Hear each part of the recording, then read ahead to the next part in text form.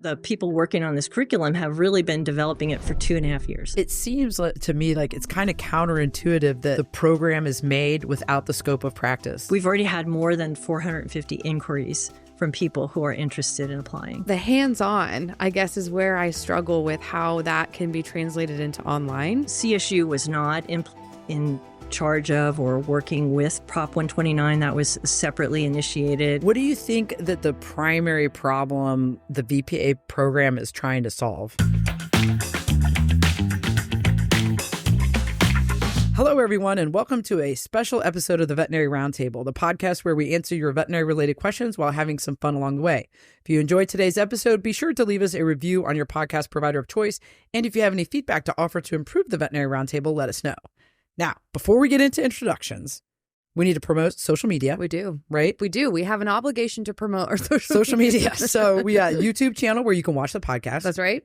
And leave comments, which is really cool. That's really cool. And I told you today, the first time I've ever listened to us was today. Yeah. I went back and listened to an episode and I was like, oh, wow, okay, this is really weird. But I listened to us actually on 1.5 speed, which was really bizarre. But anyway. Yeah, that has to be even weirder. Yeah, it's very interesting. We have a text message feature. Courtney usually does this. Basically, there's a window. You can type in things when you listen, and you can sign your name if you want. Or it's anonymous. And now offering, let's see here, what? It says we're now offering the podcast in video format on Spotify. Yeah, that's actually a new announcement. That's new. So you can do it. You can watch on video on YouTube if you so choose, but that's also there for Spotify. And sometimes we do have things where we do something fun, or we have drinks or gear or surprises. So sometimes it's fun to pop over to the video, but obviously it's a primarily listened format. Podcast. Yeah. All right. So we also have the other Prop 129 episodes with Dr. Steele, Mark Cushings, and Dr. Karen McCormick that we encourage you to check out as well. That's right. So I'm Dr. Emily King. I'm Dr. Ashlyn Duckwall. And we have an empty couch over there. Courtney Allen and Devin Fortune. It's that time of year where the bugs are a-flying. And so from that, we got fevers and ickiness. So we're okay with them not being here. Yeah, we don't need to catch that. Right, exactly. Okay, so here's our intro for our guest. She earned her Doctor of Veterinary Medicine degree from Virginia, Maryland Regional College of Veterinary Medicine and completed postdoctorate training in comparative medicine at Johns Hopkins University. She is board certified in laboratory animal medicine with research interests that focus on disease spillover between domestic animals and wildlife, disease ecology, and the effects of urbanization on wildlife. A university distinguished professor at Colorado State University, she is also a globally recognized veterinary virologist. In 2022, she assumed the role of Dean of the College of Veterinary Medicine and Biomedical Sciences at CSU. Please join us in welcoming Dr. Sue VandeWoude to the Veterinary Roundtable. Yay! Woo! Thank you for joining us. Yes, thank you very much for joining us and talking about such an important topic. Yes, we're very excited and get more information out there. So, I mean, that being said, obviously we know it's a very important topic in regards to the Prop 129, the VPA role and all of that. So we're really excited to kind of dive in here to just talk about more specifically the role at CSU and the curriculum. So that being said, can you, I guess, start by sharing your perspective from your role on Prop 129 and your vision as your role of the dean of the school when it comes to this program? Yeah, great. Thank you so much. And thank you so much for inviting me. I'm sorry to miss Courtney and Devin. And this is, as I was explaining, it's my first video podcast. So I've You're gonna be had great. a lot of caffeine and yeah. I also had caffeine. So yes. So are people seeing me when I talk and you when you all talk? That's how it works. Because I can see everybody right now. Okay. Yes, Thank you got Thanks it. for Exactly. that. Yeah. So great. I'm glad to be on here to provide some information from the perspective of Colorado State University. Obviously, I'm representing a lot of folks who've put a lot of effort into this program, and I'm their spokesperson. If you don't mind, I want to give a little bit of an overview of Colorado State's College of Veterinary Medicine Biomedical Sciences, because it puts in context like our expertise and also our many, many programs. And the VPA is, while it seems to be magnified to be a really big program at our college, it still remains, really a small sliver of the programs that we're delivering. So CSU was one of the first veterinary colleges to be started in the United States. And It's been around for 117 years. We've graduated 8,000 veterinarians. We're really known for our veterinary education program. We are admitting about 140 students per year, and we're poised to increase that to about 170. We're in the midst of a very expansive project to enhance our veterinary education capabilities by building a $230 million primary care center and education center on our veterinary campus, our South Campus. That's going to attach to our tertiary care center. It's going to open in 2026. It'll allow more capacity. It'll bring all of our veterinary students in one campus. And the veterinary students will be running the primary care clinic more or less as part of their education to enhance the interactive component of education as we are evolving our curriculum to meet needs of society and really our students as well. We have 27 specialties. We have lots of interns and residents. We have 2 different hospitals now, our tertiary care and our equine hospital that opened about 5 years ago. This new project will add a livestock hospital and our primary care center. So a lot of things going on right now in our institution. It's and very besides exciting. that, That's awesome. we have about half of our college is PhD and DVM PhD research scientists. We have a huge research portfolio. Thank you for that generous introduction, which kind of highlights why I've been at Colorado State all these years, because there's such a vibrant research mission that we have. And we have one of the biggest veterinary diagnostic labs as well. So we've completed over 30,000 H5N1 tests in the last couple of years, and we did a lot of COVID testing. So anyway, I could go on and on because that's my job as a dean, right? Is to portray our programs. It's all impressive. I love it. Yes, yeah. But what it does show is like our long history and really our innovation and development of new programs and our real dedication to the education mission. We have a lot of graduate training too, including 4 master's level programs that are very similar in structure to the VPA program. And they're in different concentrations of toxicology and assisted reproductive technology, biomedical sciences, microbiology. So we have that 10 to 20 year experience with that. That really has been a scaffolding for this. We have undergraduate and medical schools, et cetera. So with that kind of background, I can launch into the VPA unless you want to ask me a more specific question. I think yeah. Go ahead and go for it. Yeah. You know? Okay. Yeah, absolutely. Yeah, I've got a little sign over here that says "Keep it short" because I kind of can go on. That's awesome. So just do one of these if you need to. So the VPA program started really in discussions way back, 2009 or so, where we had multiple faculty thinking about what would it look like to have a component of the veterinary care delivery team that was somewhere between a 2-year veterinary technician, veterinary nurse, and an 8+ year DVM professional graduate. And really thinking about that in terms of access to care issues that were noted way back then. I think as long as I've been in veterinary medicine, there's always these workforce reports that says there's one field or another that's being underserved, et cetera. And so it isn't like a new problem that we have today, that there are sectors of society that are not being served by veterinarians or veterinary technicians or animal health care delivery. And that's can be a real problem in certain contexts. So a number of different faculty had publications about what this might look like. About 2018, 2019, some faculty that were really dedicated to making this come to life started going to veterinary conferences and talking about this issue. They did surveys of various sectors of the public, stakeholders, other veterinarians about how this could be received. And then in 2023, the program developers, Wayne Jensen in particular, got a grant from PetSmart Charities to help to pay salary for somebody to develop the curriculum. And the person that's been doing that is Dr. Sherry Lanning, who's one of our most decorated educators that we have. She's won a number of awards for online education, inclusive pedagogy, et cetera.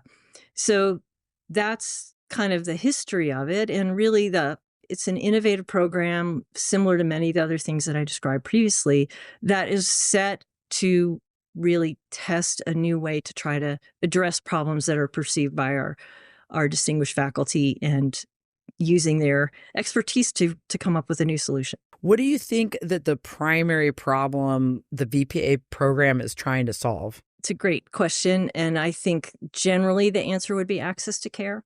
And that would be in underserved communities as well as the community in general, where there are surveys with pretty hard data that about 25% of individuals who want to get to see a veterinarian aren't able to get appointments or have limited access.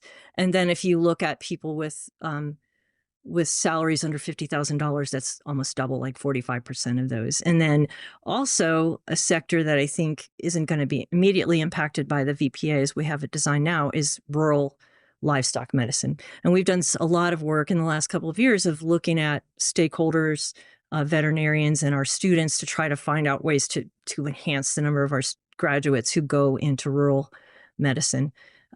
We found 65% of people we surveyed last year with a program, collaborative project we have with the College of Agriculture here, said that they had limited access to veterinary care. And that's really having an impact on animal welfare. I've talked to a rancher who was unable to get veterinary care when his cow needed a C-section. So he did it himself with watching YouTube. We were invited, several of us, to go to a small community called Walsenburg, Colorado, earlier this year by the city council because they don't have any veterinarians in that county. They have 16,000 head of cattle. Even when they want to take their dog or cat to get a physical exam or get their vaccination, they have to go up the road to Pueblo, which is a couple hours away. And to get an appointment at a veterinary clinic there, they have to wait 1 year. So these are real problems that we're seeing in our communities. And there are many solutions to this that I think we're addressing simultaneously, but one of them is the veterinary PA. Yeah, I think that was access to care has been such a huge conversation surrounding this role, and a lot of the conversations, I guess, from what we've been facilitating is like, okay, if we know the rural areas, especially with the cattle, the livestock that Colorado houses, why, I guess, wouldn't that be the primary focus rather than the small animal sector? Yeah, that's a good question too. So I told you that this had started 10 years ago. I should say right now that our CSU was not in charge of or working with Prop 129. That was a separately initiated ballot measure by the type of organizations that Dr. Steele works for. And we didn't take a stand on it. I mean, some of our employees are for Prop 129, some are against, et cetera. And we're also state institutions, so we're not supposed to or allowed to really provide an opinion about that. So before we knew there would be a legislative framework for a scope of practice for somebody like this, I mean, you have to amend the state rules of practice to have this. The one pathway that was in great need and also didn't require amendment of the state rules was shelter medicine. So that was really why the curriculum developed that way, because we had no idea that we'd have 129 passing at the same time the VPA was being launched.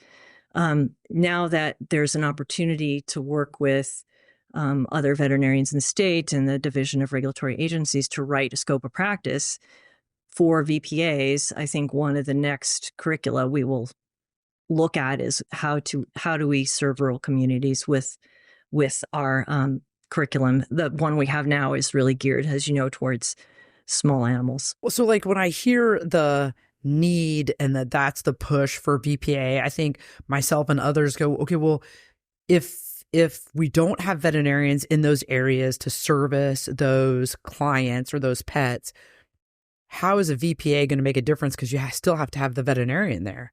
So like, how do we get around, like, exactly. How do we, what I'm saying? If the state writes a code of practice that said the veterinarian has to be standing in the same room with this individual, that's going to really limit that. And so I think that'll be really important if we want to serve rural areas with this, that the regulations are going to have to provide a framework where the veterinarian doesn't need to be right next door. And maybe that's something that happens in rural counties in particular, but not in suburban areas where it's much easier for a veterinarian to be in close proximity to the veterinary professional. And with the VPA role, and we have also talked about the shelter medicine was primary focus for this being, launched, being manifested. basically. Yeah.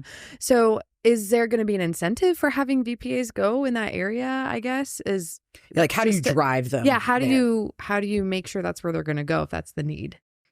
Yeah. So, of course, again, before Prop 129, that was really the one place they could go. I mean, there are other places they could go. They could work in settings where there's not a client-patient relationship. Okay, so that's a given that they could do now. So they could work in research, they could work in educational facilities, feedlots, et cetera. But the shelters were picked out because we have quite a few stakeholders who were pretty vocal about the need. We know the Larimer County Humane Society has been trying to hire a veterinary associate for more than a year at a decent salary, and they've just been unsuccessful. And there are many animals that are being turned away or not receiving optimal care. So they were really the ones reaching out. I think the other thing to point out is that this is a pretty small cohort of individuals. So I think when we're thinking about this, we often get the impression that like 10,000 of these folks are going to like jump out of an airplane with parachutes. They're going to land all over the county, and they're just going to come into our clinics and start taking. But I mean, in actuality, we'll have 30 of these individuals at best in 2027 that will be here to augment veterinary tech specialists, and the DVM. So it's going to be quite a while before these individuals are really around in large enough numbers to make any kind of an impression in any sector of practice. And there likely will be other schools that are starting programs, which I think our faculty also foreshadowed and said, well, we have this long legacy of developing educational programs. We have we have the facilities and the know-how, and we have the inclination. So let's try to lead the way in this so we can do it the best way possible. And it's kind of fortuitous that 129 popped up at the same time. And I hope we can also be leaders in what does the scope of practice look like that really distinguishes this from a vet tech and a veterinarian, and, alleviates a lot of the fears that people have of the unknown right now. As a veterinarian, what is your opinion on what the scope of practice should be? Well, I would guess that certainly we want to limit the number. We want to acknowledge the number of these individuals who can work with one veterinarian. So is that one or two individuals that work with a veterinarian? I think what you all talked about proximity will be important to make it both functional but not too independent. So how do we assess that? And then I think, of course, what are they capable of doing? So I don't think they should be doing splenectomies, or, I don't think they should be doing practice scope that is beyond kind of what routine practice would be. And also that the veterinarians have some measure of control over this, because I think that's a lot of the fear, is that these individuals will show up in their practices and they'll not have any voice in whether or not they can utilize their services or not. I think too, there's also fear surrounding, and it was stated what was in Florida, right, for the Practice Act. So the veterinarian, the DVM is responsible if there's like an omission or something, or what was it? Omission and, oh my gosh, what is the word I'm looking for here? Anyway. They're liable for acts of omission. Yes. So yeah. I guess that is a concern. Like I can tell you still to this day, annuals that come in that it's listed as an annual exam for vaccines. And then it's like, oh, there's a massive mass in your abdomen. So, and your dog does need a splenectomy. So then I think that's where that gray area has a lot of concern of what does that mean then? Does that mean it's transferred to care? Is that extra cost? Does that have to come back? So I see where it could be utilized for the vaccine clinics or the shelter medicine atmosphere where there's just a lack of hands to be had to help. It's the gray zone. Right. I think so. Maybe one way I can describe what comes to my mind is like using a personal anecdote. A couple of weeks ago, I went into urgent care for a problem with a musculoskeletal problem. So I saw the nurse who did my vitals. Then a PA came in, did a physical exam, and made a diagnostic plan. Then I went off and had radiographs with an X-ray tech. And then I went to get an ultrasound by a woman who I quizzed her, what is your training here? And she had a 5-year master's degree. She was boarded in several different specialties. She was probably competent to read what she was doing there. And, but of course she went to the physician, and behind all the scenes and all that was a was an MD. And I think if they'd found like a mass in my leg or something, which I'm fine. I mean, Okay, good. Okay, good. But I was going to ask. like, Okay. I hope they would have run to the doctor and said, "Hey, doctor, we need you to come in here and look at this." So I think the doctors in that instance were like checking off, yes, I trust this person, and this looks good to me. And they were probably tending to somebody in cardiac arrest or something. So I think that's the kind of picture that I hope that we can derive from these types of individuals. And I'm sure that's what the people who design these programs were thinking of. And I think there should be a lot of veterinary leeway to manage these things, and that these individuals won't have their own authority to go off and do things that they're not authorized to do in the scope of practice, or that their veterinarian that's in charge of them has said that that's out of bounds to them. I know we'll get into the curriculum and stuff. Go ahead. Sorry, did you have a question? No. We go back and forth. Tradesies? Yeah. No. Go. Okay, so you had mentioned, this is kind of like going back a little bit to how CSU is very well known for starting programs, educational programs. I'm very curious, and I can't get out of my head. So the VPA program was started and had already begun back, you had 2009, was that correct? So it was coming to fruition, but then Prop 129 just tagged along, or how did that work? Yeah, I think there was more and more discussion about it at the state level. So we were working on the curriculum as faculty and staff, but realizing that to really expand it to its full potential, as the individuals who wrote about it and 10 years ago had foreseen, it would take a change in the scope of practice. So there was discussion in the legislature about how to amend the Practice Act. That part of it, is really things that we don't participate in. It was between shelter organizations, et cetera. And I think there was some frustration with the speed at which this was happening. And in Colorado, we happen to be a state where you can have ballot initiatives. You probably are familiar with some of our other more interesting things that we've done in this state. And so that was how that came to be. And those groups had done pre-polling to see if they thought there was any potential that the public would go along with this. And there were surveys done, et cetera, that indicated it could be successful.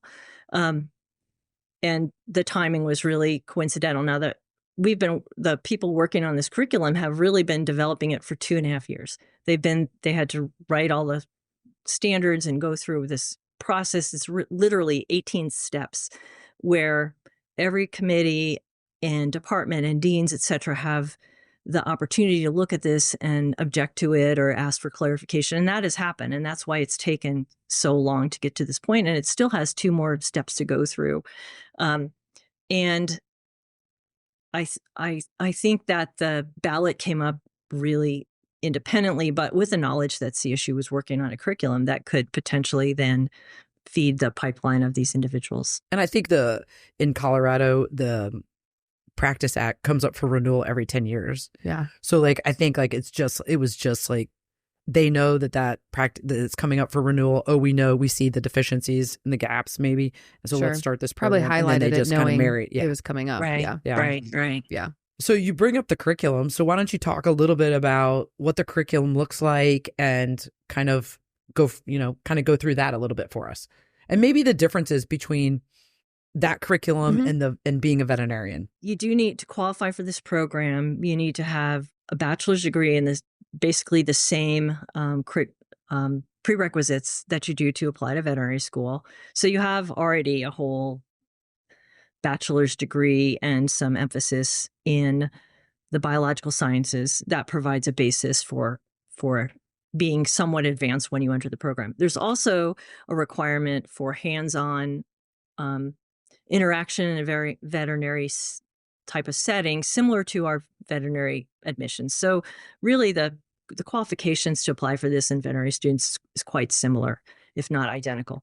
The curriculum is 5 semesters. The first 3 are online, but they're also online interactive. So they're not listening to a person on video, hopefully, more exciting than me right now. And the instructors that we have that are working on this are experts in online curriculum delivery that use models, that do manipulatives, that are one-on-one interactions, that pair people together. And there's evidence in doing research on how you can teach online that these are effective ways to educate people. And for example, we have a MBA program here at Colorado State University that's very successful, and it's all online. And those folks that do that are fully equipped to work once they graduate. Many of them are working adults, or they may be in remote areas or other states, et cetera. So it just provides more access. And that was one of the rationale for doing that. The fourth semester is coming to CSU and working in laboratories similar to the veterinary curriculum, specifically for primary care of dogs and cats. So excerpting that out of the massive veterinary curriculum that's got every species and every topic, that's what's being pulled out of that for that year, along with laboratory exercises, et cetera, learning technical skills, et cetera. And that's about 520 or something hours of learning in that year. So that's a lot of in-person learning and laboratory learning. Then the fifth semester would be working in a shelter-like setting or experiential learning, similar to the distributed model that's used in a lot of veterinary schools. And there's a required 540 hours of practicing in a setting where you're being mentored, and there'll be specific criteria that the hosting institution needs to provide. And then there is, eventually there'll be licensure before there's a licensure board, which the reason there's no licensure is because these people don't exist. So you don't start a licensure before you have people to license. But there are, just like other professional types of jobs, there's alternates you can have for licensure, apparently.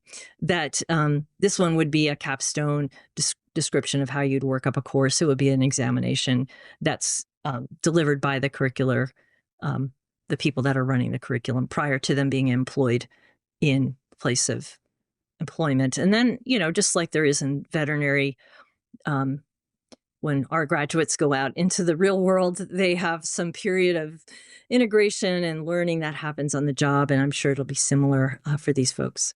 We were just discussing, looking at the curriculum, and I think the anatomy portion, knowing that we had book education for anatomy. You can open up a textbook and it explains where whatever nerve is. But the hands-on, I guess, is where I struggle with how that can be translated into online. Just knowing that gross anatomy lab also was, in a way, I was practicing my, dissection skills in general that we will need. So can you speak to, that's one example, but just the anatomy, that hands-on in vet med is so important. Yeah, and I can't speak specifically since I haven't been involved in that deeply in the design of the curriculum. But we have a lot of videography capabilities within the laboratories that we'll be using. There'll be models that will be sent to the individuals to be able to practice various techniques. And then there will be the fourth semester, that's the in-house learning that will have chance to have more hands-on with the types. We're not going to send any of the large models out, of course, but yeah, but there'll be opportunities to kind of, to fill in the blanks when they're there for the fourth semester.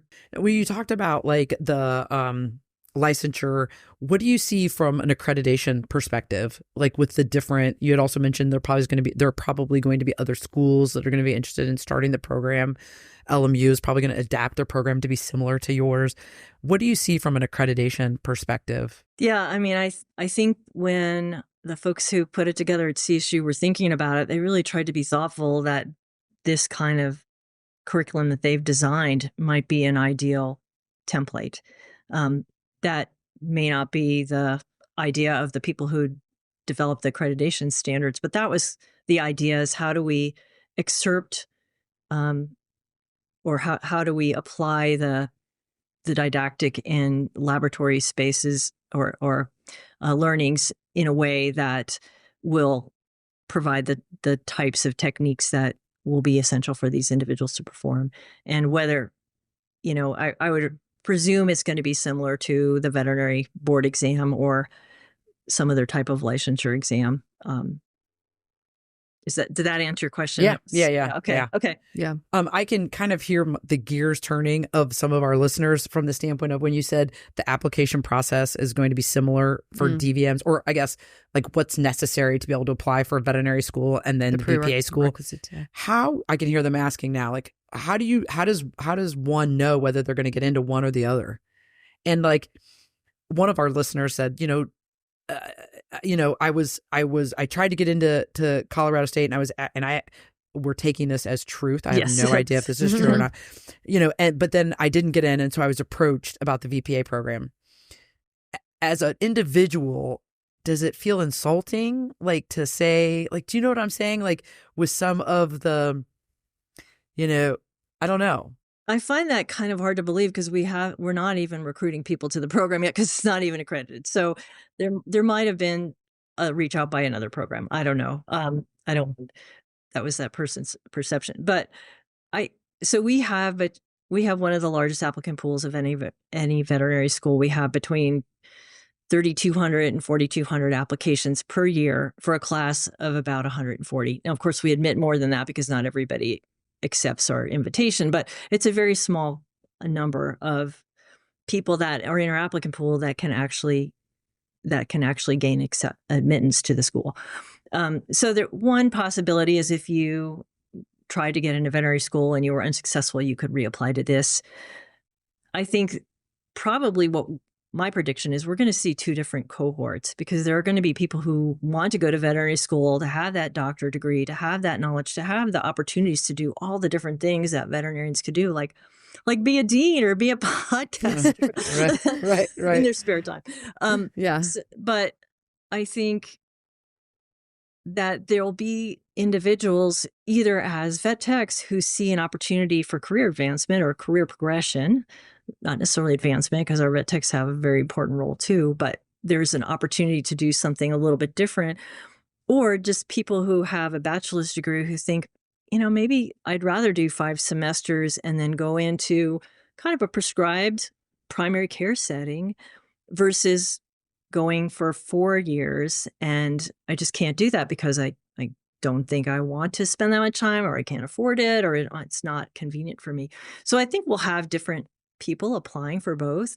I can tell you that we have done no recruiting or advertisement for the program whatsoever, which we wouldn't do until we know it's going to be approved. We've already had more than 450 inquiries from people who are interested in applying.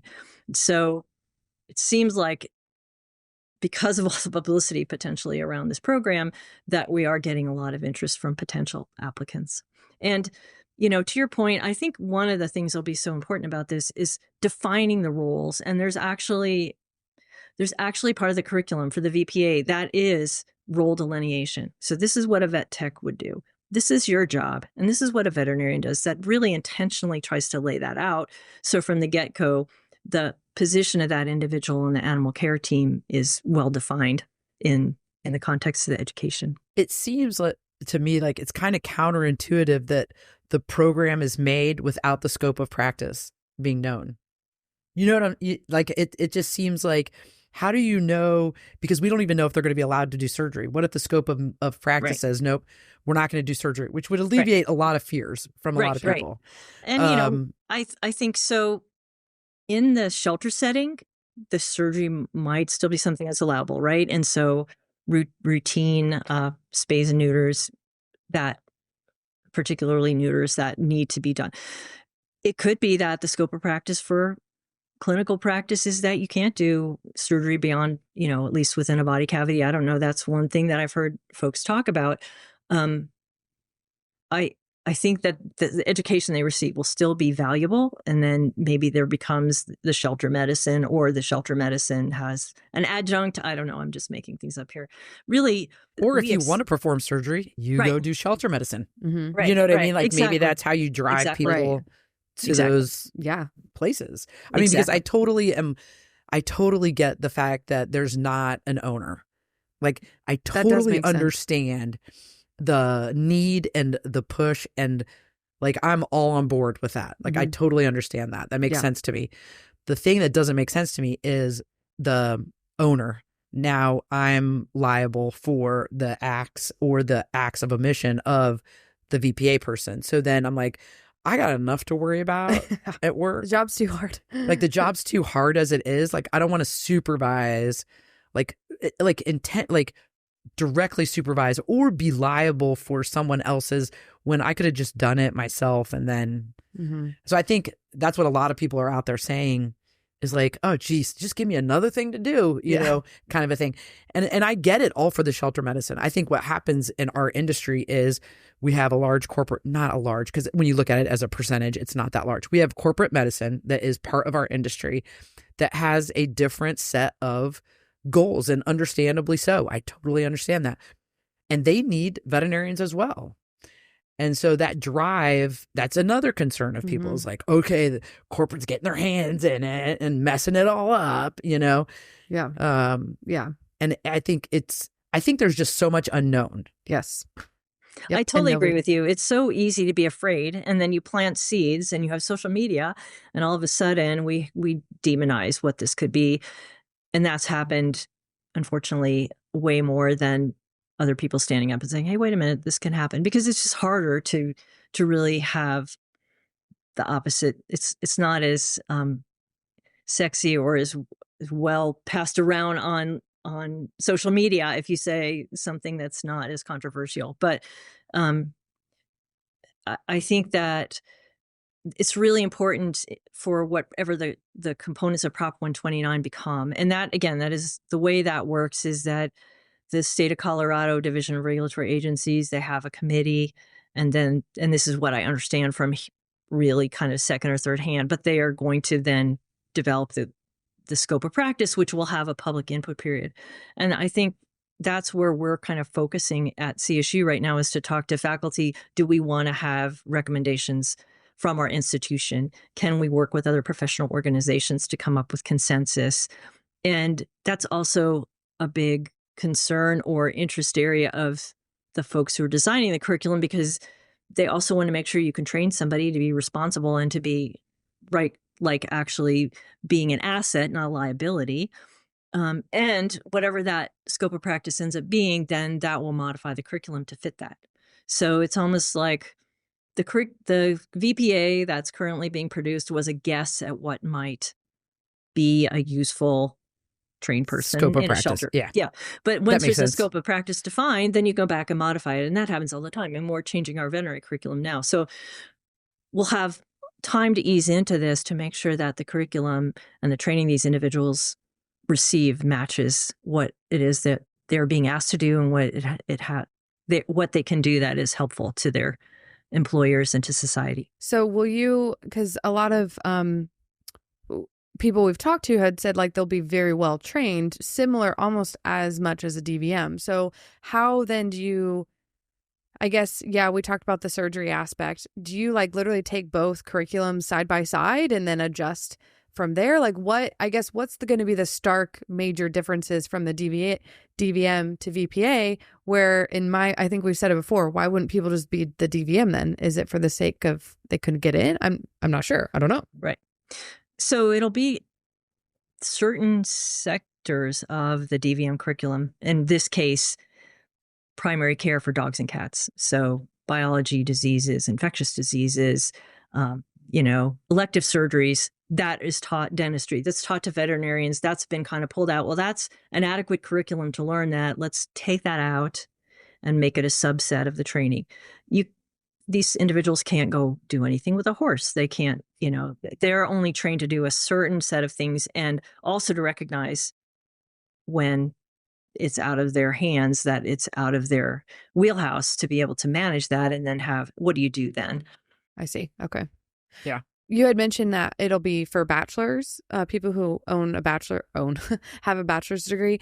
Do you foresee that changing, since a very high I forget the percentage now. I think only 30% of 30% have associate's degree, or no? No, 30% have the bachelor's degree. That's right. The majority was like they were trained on the job. So anyway, do you foresee that changing or? Yeah, I think it's possible. Right now, the Colorado State University Graduate School, separate from our college, they require a bachelor's degree for you to enter a master's program. That was a really driving force for that.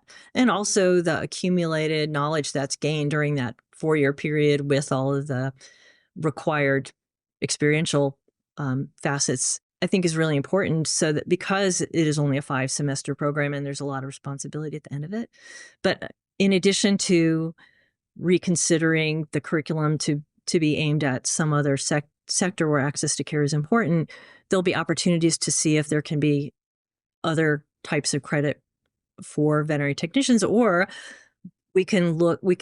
what we're talking about here at CSU is that our veterinary technicians within our hospital, if there's interest in going this pathway, how can we assist those folks to get the coursework under their belt so that they can qualify? So that there's different ways to kind of skin the cat, so to speak. I guess my other question is too then, so why wouldn't CSU, why hasn't it to this point, I guess, created a veterinary technician program? Yeah.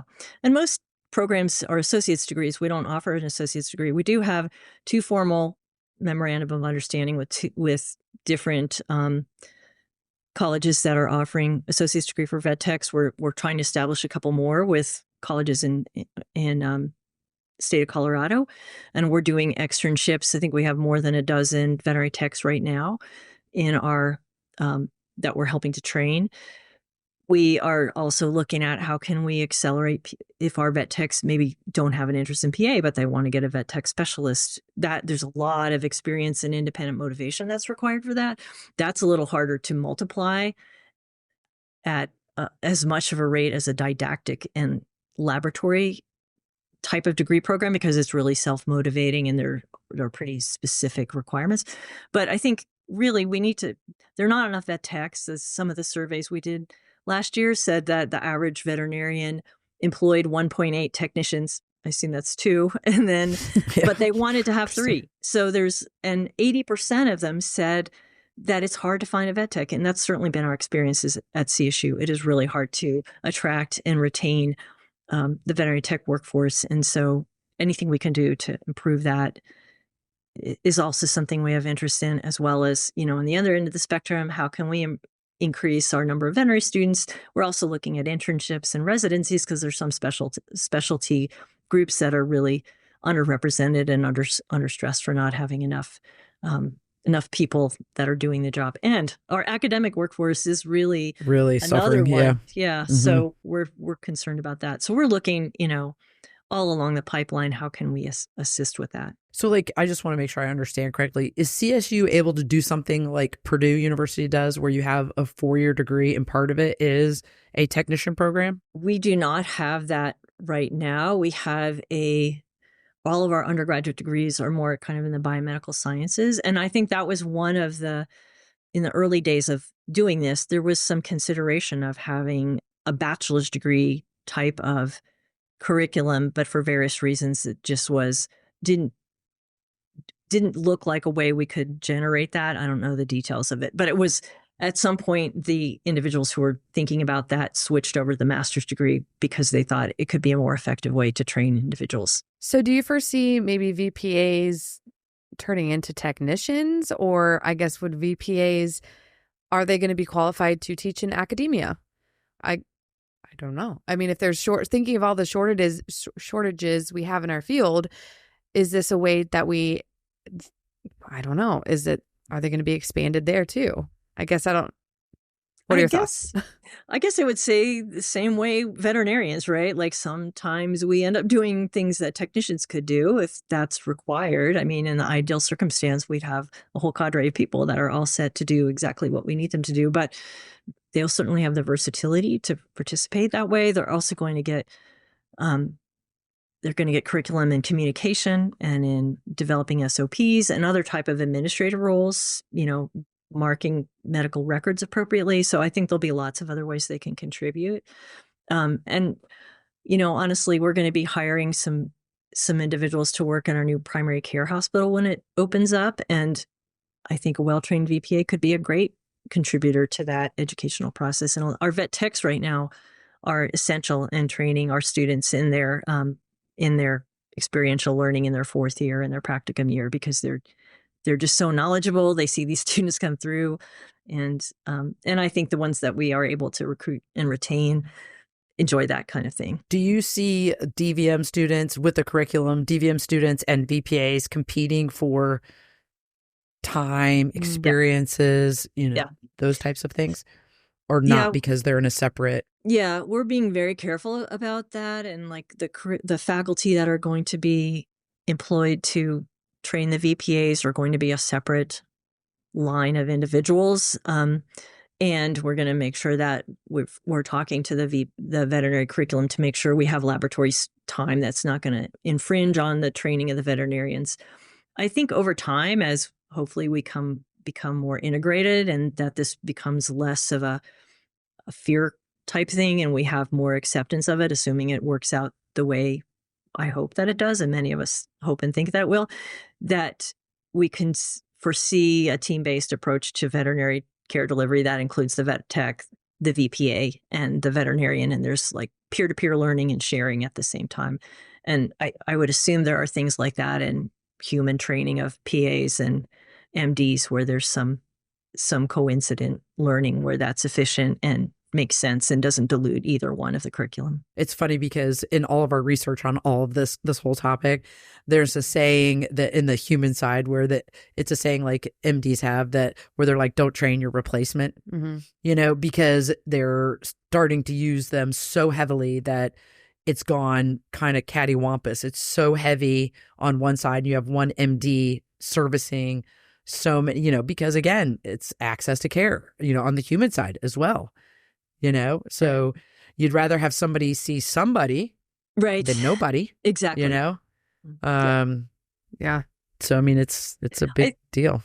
I think, it will be quite a while before we see that kind of competition, and with at least through the lens of our program. And I would think that it's also going to be driven by economy, right? If these folks aren't employed, then there won't be a need for them, and we won't be training people to do, if they can't get a job. So I think that's going to be the other driver of how successful this becomes, and how persistent, and how many other programs might develop over time. What do you see as the pay differences have you guys talked about that in terms of between DVMs and VPAs and whatnot? What do you anticipate that looking like for them? There too, because they're going to need to pay back their student loans, right? And then the way veterinarians are paid, and then all of that. Yes, and I know that there's some literature there's been some modeling done by this. I think there's a Animal Welfare Institute that's looked at this. I don't want to, it's, 65, 75% of a veterinarian salary, and then a technician is 50%. It's something like that. Please don't take me. No. Yeah. Yeah. Absolutely. But I think it would mirror kind of the amount of supervision and the amount of broad expertise that you bring to the table that and reflective of your academic background as well. So with the small animal VPA will be the starting point. Are people waiting to see if that's successful to then start the rural sector of it? Or is that going to kind of parallel somewhat to each other as this process continues forward? I think a lot will depend on what comes out with the Practice Act with the scope of care. I think that's really what will drive the next curriculum. And I would guess that'll be rural. And I just, from all the work we've been doing to look at the rural workforce needs, that makes sense to me, assuming that the code of practice allows for a situation where that will be possible. As the dean of the school, are you at all concerned that people won't hire them? Like, you know what I mean? Like, I think the pressure would be so much. How do you view that, and how do you handle that? Honestly, on my things that I worry about as the dean of the college, that's not even the top 100 probably. But I think you all, and we've heard a lot of negative things about this position, but there are a lot of people who are positive about it. Some surveys that we've done relatively recently show 30% of veterinarians would consider hiring these individuals. And again, I would say it's the quiet minority. I think it'll be early adopters, and then really how that works out for them. If they can point to their VP and say, look at this person. It's a real person now. It's not a figment of our imagination. And this is the capabilities they brought to my practice, and they're phenomenal. Then I think that word of mouth will make a big difference. I think it's one of the reasons. There's the unknown of what these people look like is really driving this. And I certainly know from my time in private practice that there are technicians who you trust to, really have a lot of capacity. And I would suspect these individuals would be similar to, with extra technical training that they bring to the table, and you can become really dependent upon their capabilities. Yeah, absolutely. Have you gotten we feedback feel that way about our from technicians? Yeah. Sure. Oh my gosh. Right hand, left hand, feet. They are everything. Yeah, exactly.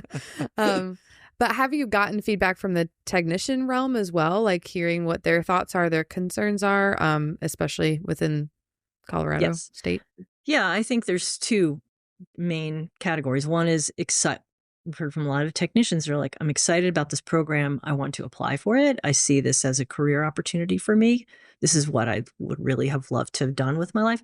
And then we have people who are concerned that, it does make them feel that they don't have the qualifications, or they're not getting the recognition they have for the skills that they bring to the table. And I think that the approach to that we're taking is to really, how do we show our value for those folks, because they're not going to be replaced. And again, the workforce is built really around veterinarians and veterinary technicians. And I think there's about 3,800 veterinarians in the state of Colorado and about 4,400 technicians. I wish we had 10,000 technicians, and I still think there'd be a place for, a handful of VPAs. I mean, by 2030, if our program is approved and it grows to the extent possible, or that's envisioned as optimal, there'll still be less than 200 of them in the entire state. So it is going to take a while before we have a cohort that's large enough to really estimate what their impact they're having.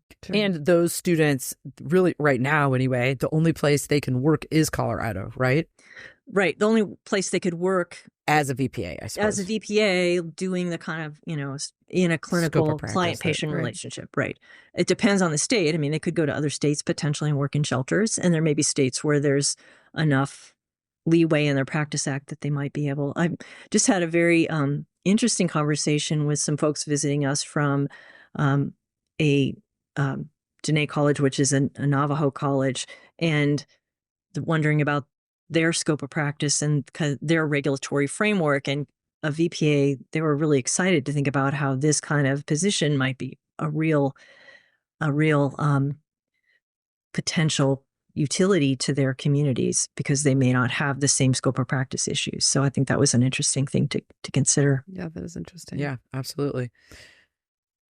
Okay, I've got some questions that aren't related to Prop 129. Okay. Can I ask you? Oh, yes, please do.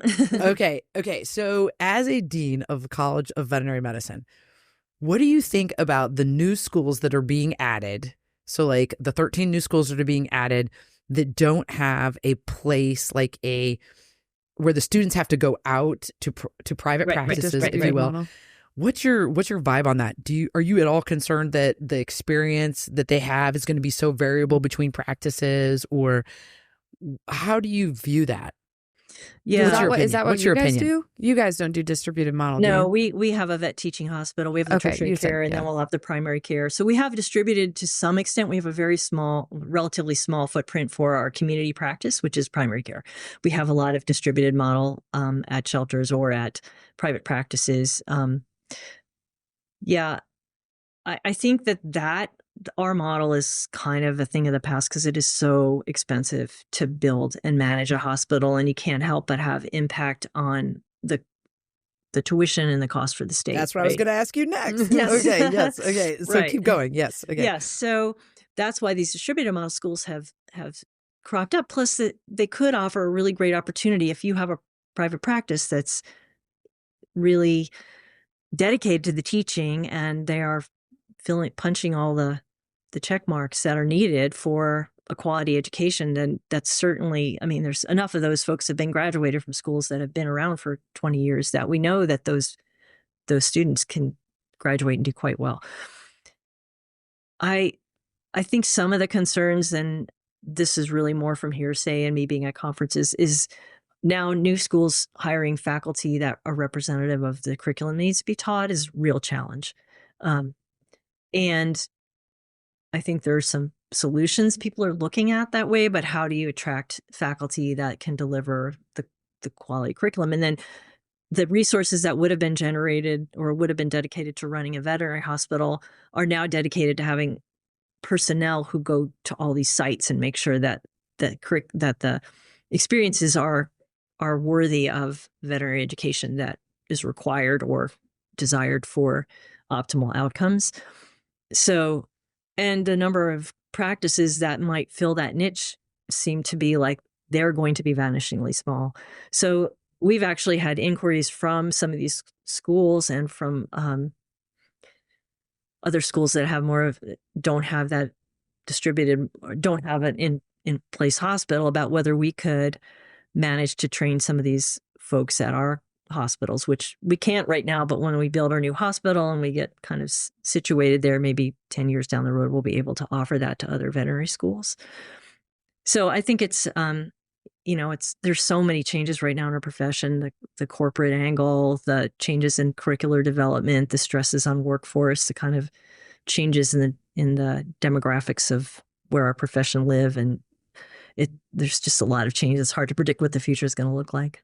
What's your solution to the debt problem?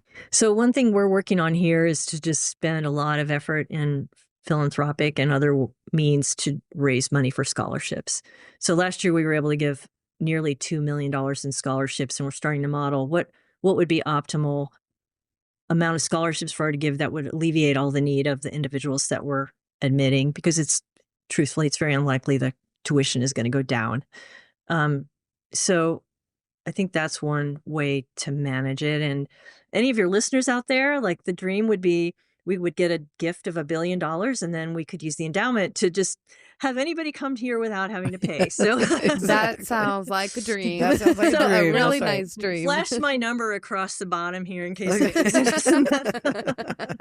case anybody has a cool billion sitting on the sideline. It's Please a great help cause, us all. believe me. It is a great cause. Yeah. Yeah. Do you feel like the other schools where you say, okay, it's so expensive, right, to have a primary facility that the students can learn in, so then therefore these colleges are popping up that don't have them. When I look at the tuition, though, it doesn't seem substantially lower. Different, yeah. I mean, it is lower. It is, but it still isn't getting to that place where the debt to income ratio is good for the student who's graduating when you look at the salary that they're going to be making. Yeah. Right. Well, professional education is very expensive. I mean, a lot of it is salaries, right? And our faculty they don't make the same salary, many of them, that they would in private practice, but we have to offer high enough salaries to compete with other schools and to actually provide the compensation that those folks deserve. Vet tech's the same thing. So it's complicated. We get money from the state of Colorado. It's not really, over time, has not kept up with our costs for delivery of education.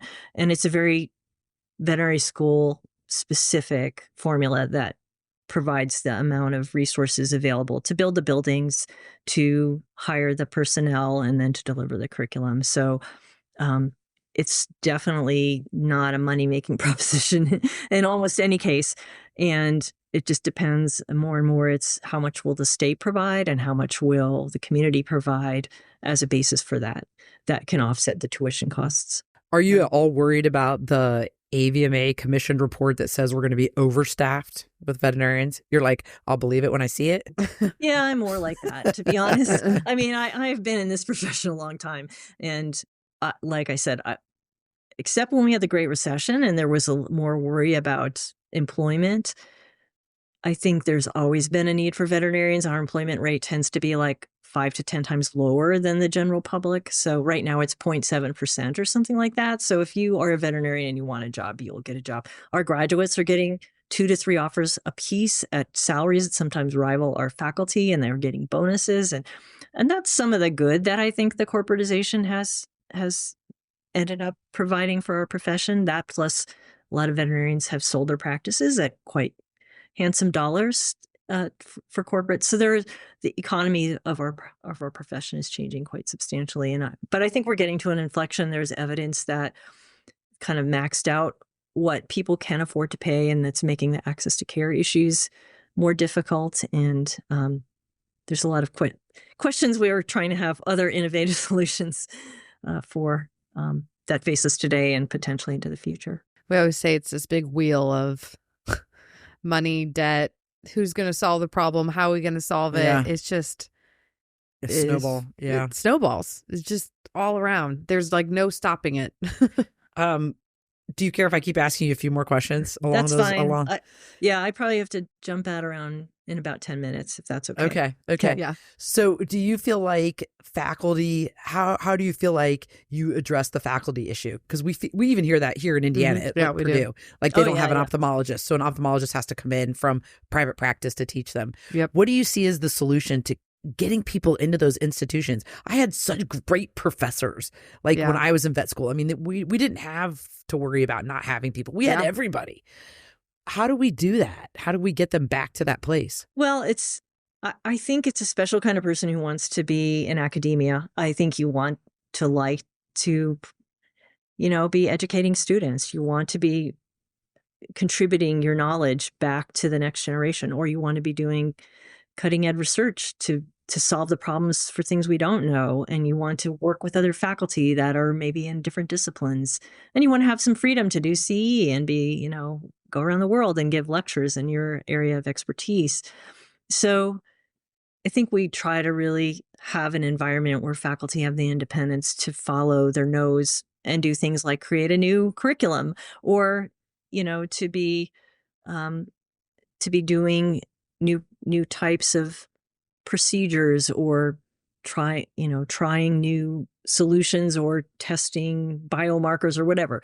And then having access to great students and great house officers, it's a real interesting and rewarding community to people who value it. And so I think that's why we have faculty that will come to our institution, where we're really trying to develop that culture of community and collaboration. At the same time, you're preserving somebody's independence to kind of do what they want. But it's still, 10% or so of the graduates are going to get through that whole pipeline and go on to that. And we do have a lot of, we have dual degree programs in MBA, MPH, DVM, PhD, and we have post DVM, PhD programs and training programs that have a residency component or have a fellowship component. I think that does help to train more people who then have this tendency to go into academia. So that's one thing we've been trying to invest in a little bit more as well. Yeah. Okay. I don't know. I'm just thinking through I always looked up to my professors as well. Like I always thought they were like the smartest of the smartest, and they are. I mean, you're brilliant to be able to know what you're doing and then teach it back to somebody to get them to understand it. I don't know. I feel like in my getting out of school, you're excited to practice what you learn. I feel like it's a really hard turnaround to go back to school. I mean, I get it. I get it for the sake of some go back to teach, some go back to do more research, and some people are wired like that. Some people have that brain, and I truly am in awe of that. Going back to school sounds so hard. Yes, it does. Absolutely. Yeah, and I anyway. think that's why it's good to have a diverse group of students with different interests, right? Because you're going to evolve. You wouldn't do something that you don't enjoy or you're not good at, right? So, and thank goodness we have people who are in private practice. We would have even a worse problem. It's just, that's why I'm not that worried that in 2030, the veterinarians will be out on the streets, because let's say every job in practice was full and every job in academia was full. Well, there's so many other things that people in veterinary medicine can do. They can be advocates in governmental agencies. They can be, authors. There's just the broad education of veterinary medicine is really, I think, the most precious thing about our profession, that we get this really broad training about all these different species and what's the same and what's different about them. And as human beings, we're always kind of thinking, oh, how does that work in human beings? So we have this comparative mindset, and we know how to do herd health, which is like public health, and we know how to do individual medicine, which is like MDs. And so I think that gives us such an open access to so many different ways to serve society that might have nothing to do with like animal health care. And, you know, I think that we're an innovative, creative, and modest group of people that can be successful in very many ways. So, yeah, absolutely.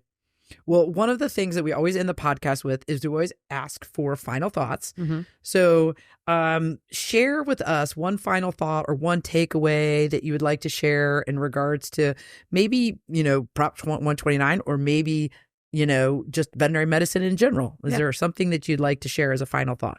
Well, what I just said about, you know, how much capacity we have as veterinarians to serve the society, I think is really the most exciting thing about our profession. And I think, you know, your comments to me at the beginning of the show of like, this is supposed to be a feel good, and why, you know, to let people know that they should be proud to be veterinarians. I think that that's really, really true. And it's why I'm so proud to be, why I decided to put my name in the ring to be a dean, was really to be able to lead an enterprise that has the ability to train people in that aspect and help them to understand how valuable they are in the context of, you know, our greater community here at CSU that has so many different competencies and backgrounds. And also, thank you so much for the opportunity to have this discussion. And I hope that I've alleviated some worries. And I think the next big step is to see what the state does in terms of putting the guidance, and we'll be prepared at Colorado State to do our best to make a robust curriculum that can provide the kind of trainees that will serve our stakeholders and the profession. Well, thank you so much. Thank you so much. It was great to talk to you. We know you're very busy, so thank you for taking the time. Yeah, and we really appreciate your time and your expertise, and nothing like going to the horse's mouth, man. That's right. Get the information. So that's what we were doing tonight. Yeah. And you all, you know, I could never be a podcaster, so don't think that because you're not in academia, you're not living the dream, man, because you're really you're making a huge impact. So thank you for what you do. We're all just trying to change the wheel, you know? That's right. Exactly. Keep doing it. Thank you. All right. Thank you so much. Have a great evening. Thanks. We really appreciate you. I'll do our Bye-bye. official outro, right? Yes. Thank you so much for tuning in to another episode of the Veterinary Roundtable. Remember, send in those questions and leave us a review if you enjoyed this podcast or a previous one. And if you're attending VMX, we've officially sold out of the Veterinary Roundtable live tickets. And we're so excited to party with all 350 of you at Ole Red. We'll see you next week for another episode of the Veterinary Roundtable.